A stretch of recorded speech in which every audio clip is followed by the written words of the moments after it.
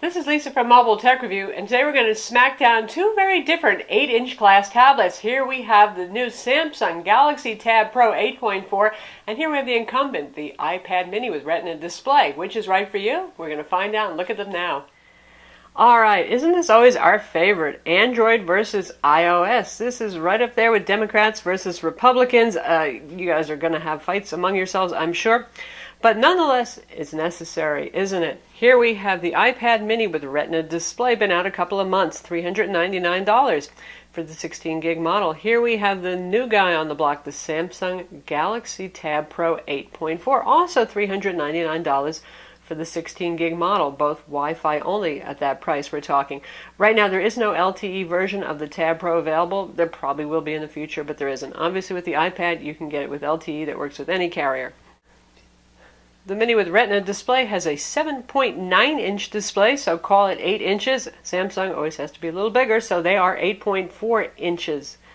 Now you can see the aspect ratio makes for just a different kind of hand-holding experience. 4:3 aspect ratio always for Apple products, and for this guy we have the usual 16:9 widescreen going on, so it's going to be a little taller going this way. iPad, relatively speaking, is going to look a little bit wider. If you're watching movies, 16:9 makes more sense since most things are widescreen format. Now, if you're reading a lot of books, even websites, then the 4:3 makes sense. You can't have both in the same product. That is just what it is. Both of these have very high resolution displays that are very attractive. As you can see, very nice, very bright, very colorful. They're both really, really nice. 2048 by 1536 pixels. Samsung says, aha, we're going to have to put more pixels in than to fight with Apple. So 2560 by 1600. It's also a half-inch bigger display, so to keep the pixel density up, it's a good idea to increase it further. Suffice to say, on either of these, you're going to say, wow, that is a sharp display. You're not going to see any staircasing on text. You're going to think that magazines look as pin-sharp as possible. They're very readable. Now, where these really start to diverge is in the philosophy of the hardware. Apple keeps it simple. What do you have? You have a lightning connector on the bottom and a headphone jack. That's about it for physical connectors.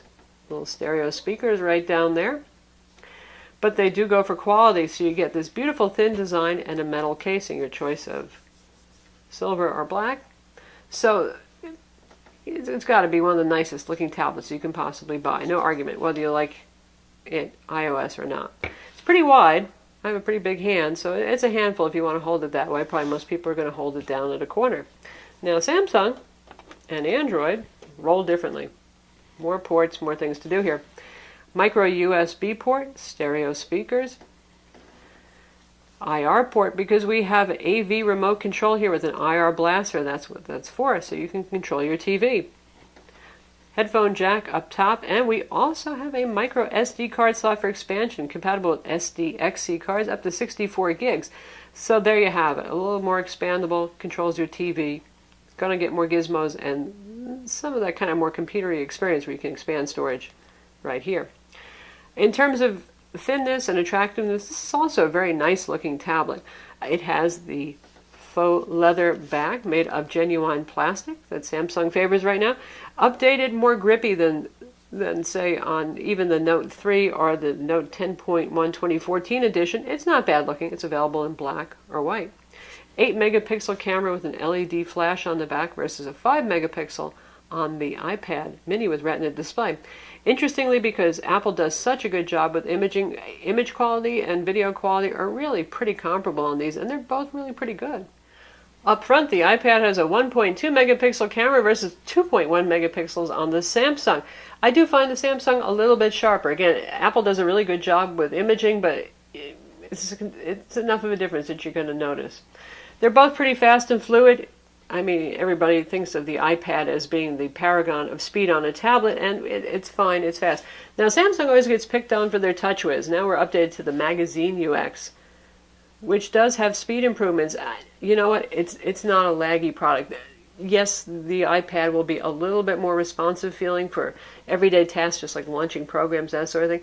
It's not enough of a difference that I don't think anybody's really going to care very much. If they just pick up the Samsung for the first time, they're going to say, oh, it's a pretty nice, usable tablet.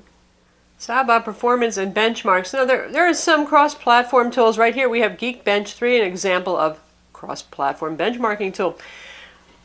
Snapdragon 800 quad-core 2.2 gigahertz in the Samsung. That's the top-of-the-line CPU right now available with Android.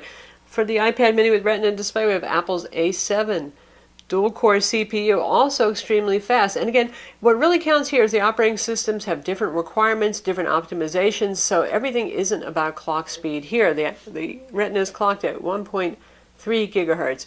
So look at the score though. For the single core score, 1394 versus 908. Now, it also depends on whether your application is multi-core aware as to how well you'll do in terms of speed improvement with a quad core versus a dual core. But obviously in the case with the Samsung, when there is a quad core aware that makes use of all four cores, we get a little higher there than the iPad mini with Retina display, 2807 versus 2526. Not a huge divide there though, so what's the moral of this story? You're looking at equally powerful tablets. 2 gigs of RAM on the Samsung Galaxy Tab Pro 8.4, 1 gig on the iPad mini with Retina display, but operating systems require different amounts of memory. It's not just really an even call there in terms of memory consumption.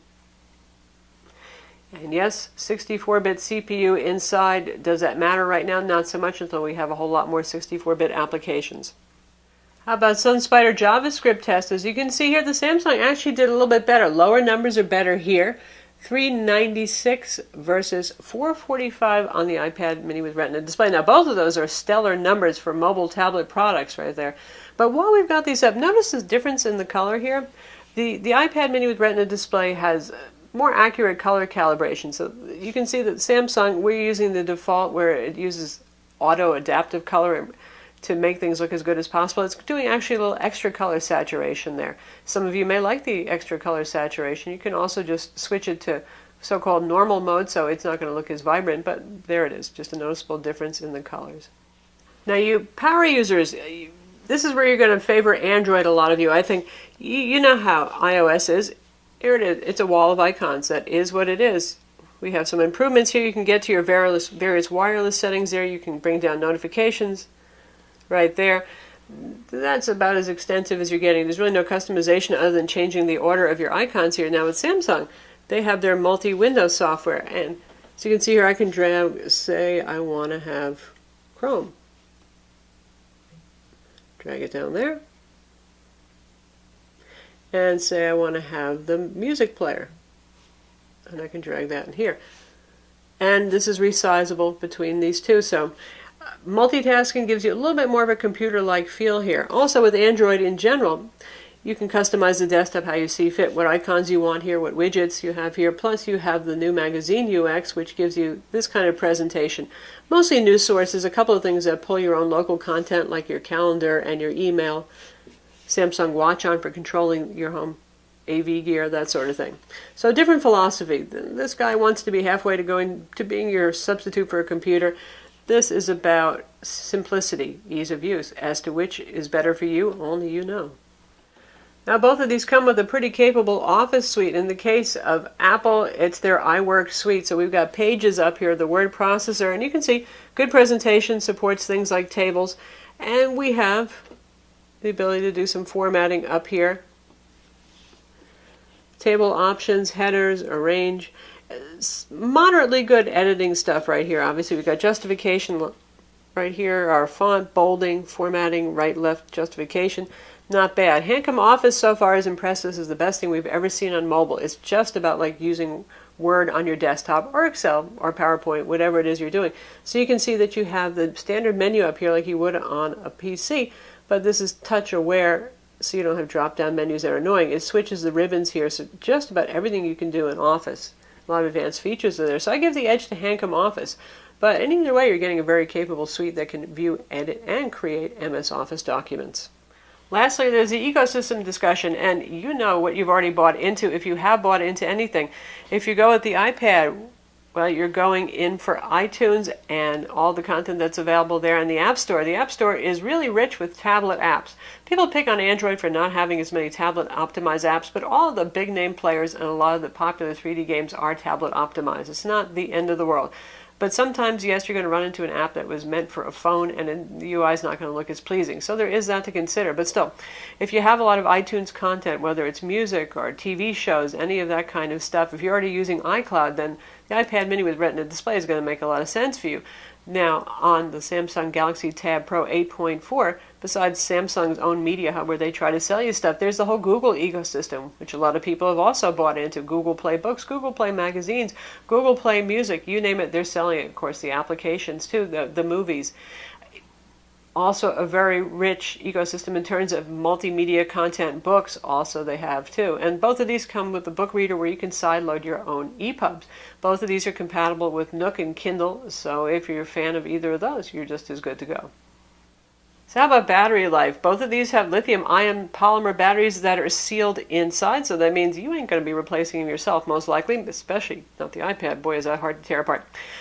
Anyway, Apple, they've been owning battery life lately, whether it's for their MacBook Pros, their MacBook Air, or their tablets. So, yes, the iPad mini with Retina display does have better battery life. I average about 10 hours with this Retina iPad mini here. And with the Samsung Galaxy Tab Pro 8.4 so far, I've been doing about 8 hours. So, I'm not just copping out here and I'm afraid to tell you which one's better, because really it depends on what it is that you want. If you like simplicity, if you like the huge Apple ecosystem of not just software, but of hardware accessories, you want a fast tablet, you want the latest 3D games always available, then the iPad mini with Retina display is going to win. If you're a power user, you want to be able to use the built-in file manager to access any file without having to deal with the whole iTunes brouhaha just to get files onto your device. If you want a micro SD card for storage expansion, there's also USB host, so you can use flash drives, keyboards, and mice with this. The multitasking, more of a computery experience. So if you're looking for something that's more of a power user tablet, something that can stand in for your laptop, then it's going to be the Samsung. So that's the Samsung Galaxy Tab Pro 8.4 versus the iPad mini with Retina display. As you can see, they both have great things going for them. With the iPad mini, it's going to be the ecosystem, not just of applications for tablets, which there are a lot of, but also a lot of accessories too. Huge number of accessories available. And for the Samsung, it's going to be the more customizable experience, that multitasking, that kind of more like make it the computer I want it to be feel. I'm Lisa from Mobile Tech Review. Be sure to visit our website for full reviews of both of these, watch our video reviews, and subscribe to our YouTube channel.